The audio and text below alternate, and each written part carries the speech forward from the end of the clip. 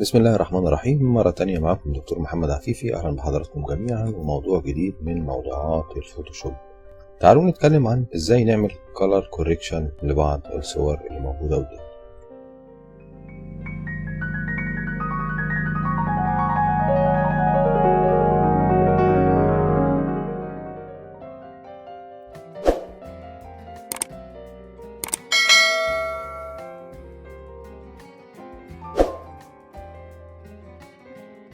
طبعا الصورة الموجودة قدامنا دي مش محتاجة color correction أو مش محتاجة تصحيح لوني، ولكن أنا في بعض الأحيان محتاج إن أنا أحول الصورة دي إلى أبيض وأسود. يعني كان عندي تصميم عايز أطبع التصميم دوت بدرجات الرمادي. لما بنطبع التصميمات بدرجات الرمادي قد يكون فيه لونين مختلفين في الهيو ولكنهم متفقين في الساتوريشن وفي التين بتاعهم، وده معناه اني لما احول الصورة ديت لدرجات الرمادي هيبقى في بعض الالوان على الرغم من اختلافها في الهيو، ولكن لما بنحولها لرمادي بتبتدي تدي نفس التون بالظبط. دي طبعا بتبقى مشكلة عندنا ان ممكن يكون تصميم فيه الوان متعددة وكتير جدا، ولكن لما اجي اصورها مثلا تصوير فوتوكوبي ابتدي الاحظ ان في بعض التفاصيل تم طمسها لان درجات اللون بدأت تقرب من بعضها. ازاي نعالج المشكلة ديت؟ هنحاول بس نشوف الاول هو ايه الفرق ما بين البلاك اند وايت والجراي سكيل اللي احنا بنستعمله في العادي. لو دخلت على ايمج وخدت منها مود اقدر اختار جراي سكيل، ولما بنفذ الامر بيبتدي يحقق النتيجة اللي موجودة قدامي هنا دي. طبعا زي ما احنا شايفين في وضوح في بعض التفاصيل كتير جدا، لكن هنا كان في هيو مختلف. بدأت الاحظ ان الدرجات هنا بدأت تقرب من بعضها، ولو ما كانش فيه الفواصل اللونية الغامقة دي ما كانش هيبان الفاصل ما بين درجتين اللون اللي موجودين هنا ولا درجتين اللون اللي موجودين هنا ولا الدرجات اللي موجودة في المنطقة دي. احنا كمان بتحويلنا للصورة دي لجري سكيل احنا فقدنا امكانية ان احنا نضيف عليها اي الوان باي طريقة تانية. ايه الحل الصحيح؟ لا، الحل الصحيح الفوتوشوب قال لي انا هوفر لك حل اخر. اولا اعمل تراجع عن الخطوة اللي انت عملتها، حاول تدخل بقى على ايمج، وبدل ما تروح على المود وتغير المود بتاعك لجري سكيل ادخل على ادجستمنت وهات منها ما يعرف بالبلاك اند وايت او الخيار اللي اسمه بلاك اند وايت. ممكن استخدمه من هنا وابتدي اطبق الكلام دوت على الصورة مباشرة، لكن انا كنت قلت لحضراتكم ان من الافضل اني اخلي التأثير اللي موجود عندي موجود على لاير منفصلة او موجود في مكان اخر، يمكن في اي وقت بعد كده انا احتاج اني اعدل فيه او اغير فيه الاعدادات الخاصة بيه داخل الفوتوشوب. فعشان نعمل الكلام دوت انا عندي حل من الاثنين. ممكن اروح عند قائمة لاير واختار من create new adjustment layer وابتدي ادور فيها على البلاك اند وايت، هلاقيه في المجموعة الثالثة الخاصة بتلوين.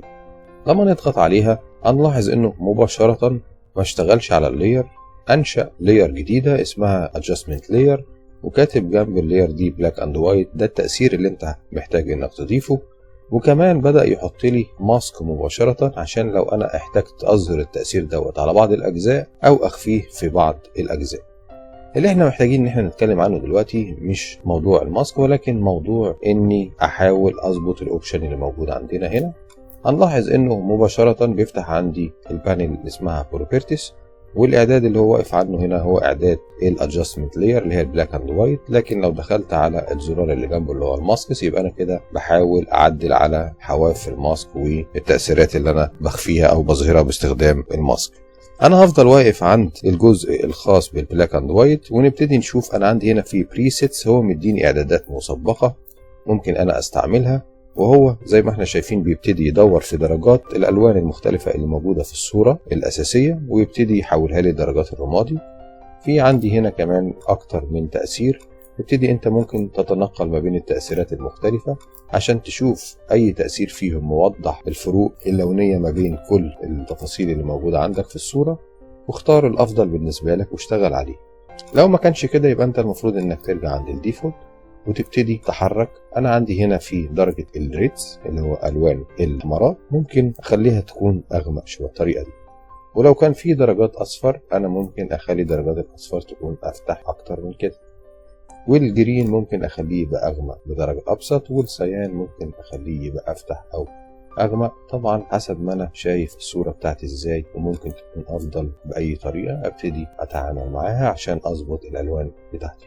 في كمان عندي هنا زرار click and drag in image to modify a slider. يعني انا ممكن لما اضغط عليه اروح عند الايمج نفسها واخد اللون دوت وابتدي اغير فيه. وهنا لما بندوس كمان بالكنترول في نفس المكان وانا واقف، لما بحرك كنترول وكليك ودراج يمين وشمال بيبتدي يغمق او يفتح الدرجه اللي في المكان ده تحديدا. انا محتاج اغمق دي شويه، هروح هنا كمان واحاول اغمق دي اكتر، وهروح عند الدرجه اللي هنا ديت وهديها درجه لون اغمق بسيطه شويه. اروح عند الرداء نفسه وابتدي افتحه اكتر شويه. ممكن اروح عند البشرة كمان وابتدي افتحها شويه. طبعا هنلاحظ ان في هنا درجه بتتفتح معانا تاني، لان نفس التون اللي موجود في وجه البنت اذا كان فيها احمرات مثلا، ففي هنا كمان درجات احمرات هتتغير معايا في نفس المرحله او في نفس الخطوه اللي انا بنفذها. يبقى بالطريقه دي احنا نقدر نعدل على الدرجات اللونيه اللي موجوده عندنا. بحاول اوجد فواصل لونيه في درجات الابيض والاسود او درجات الرمادي اللي موجوده عندي، عشان لما اجي بعد كده اطبع الصوره دي على طبعا فوتوكوبي او على مكنه تصوير فوتوكوبي تكون كل التفاصيل بتاعتي واضحه وما فيهاش اي مشكله، وما بقاش في اي جزء تم طمسه ما هوش واضح الملامح والتفاصيل. كان ده الخيار الخاص بالبلاك اند وايت، لكن كمان موجود عندي الاوبشن الخاص بالماسك. لما نحول عليه الماسك دايما بيديني اعدادات للدينستي، بيديني اعدادات للفيزر. لو كان في عندي اي جزء هنا مختلف ما بين ابيض والاسود يبقى لازم هيكون عندي ماسك ايدجز. وكمان لو انا عايز اعمل كلر رينج عشان احدد جزء معين اقدر، ولو عايز اعمل له انفيرت كمان اقدر اعمل له انفيرت. بنفس الطريقة لو أنا حاولت أعمل نفس الموضوع هنا، ممكن بدل ما نختار من ال Create New Fill or Adjustment Layer ممكن أروح على ال Adjustment Panel واختار منها ال Black and White، وبمجرد كليك على الزرار مباشرة بينشئ لي ال Adjustment Layer ويبتدي يديني التأثير بتاعي. أنا هقدر دلوقتي أحاول أغير في الدرجات بتاعتي عشان أبتدي أحصل على نتيجة أفضل من كده شوية. بظبط بالطريقة اللي أنا حاببها، وبعد ما هنتهي خلاص هبتدي أشوف أدي التأثير بتاعي. ممكن كمان إن إحنا نرجع مرة تانية هنا ونبتدي نشتغل على الماسك بقى. لو وقفت أنا على الماسك ترجبت الماسك بالطريقة دي، وبعدين بدأت أمسك الفرشة بتاعتي ومن خلال استخدام الأبيض والأسود أقدر أشتغل عليه. طيب أنا عايز أشتغل على الجزئية دي، خلاص الصورة كلها بالكامل أنا هعتبرها إن هي باللون الأبيض والأسود أو درجات الرمادي، لكن في المكان دوت أنا هبتدي أظهر الشغل بتاعي. أظهر إزاي؟ بإني أخفي التأثير بتاع البلاك أند وايت. هخفيه عن طريق استخدام اللون الأسود. إحنا عارفين طبعا هنعمل إكس عشان نعمل تبديل ما بين الفور جراوند والباك جراوند. إحنا قلنا في الماسك دايما اللون الأسود ما بيلونش أسود ولكنه يخفي التأثير أو يخفي اللير، واللون الابيض برضه ما بيلونش ابيض ولكنه يظهر التاثير او يظهر اللير. والطريقه اللي انا هشتغل بيها هنا دي هبتدي اظهر الجزء دوت اللي هو الجاكيت بتاع البنت ده، هبتدي اخليه يكون ظاهر بلونه. ازاي بظهره بلونه اللي كان موجود عليه قبل كده؟ باني اخفي تاثير البلاك اند وايت اللي انا حطيته على اللير دي نفسها.